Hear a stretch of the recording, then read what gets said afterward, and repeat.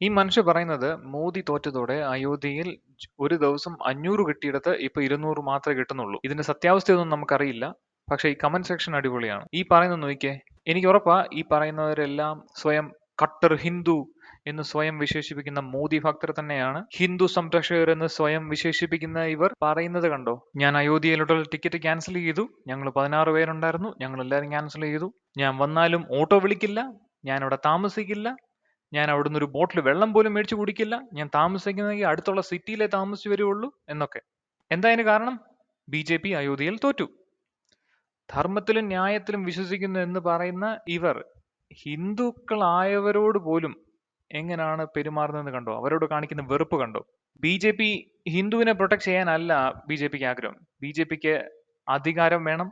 അതിന് കുറച്ച് upper cast urban ഹിന്ദുസിനെ മാത്രം പ്രൊട്ടക്ട് ചെയ്യാനേ അവർക്ക് താല്പര്യമുള്ളൂ.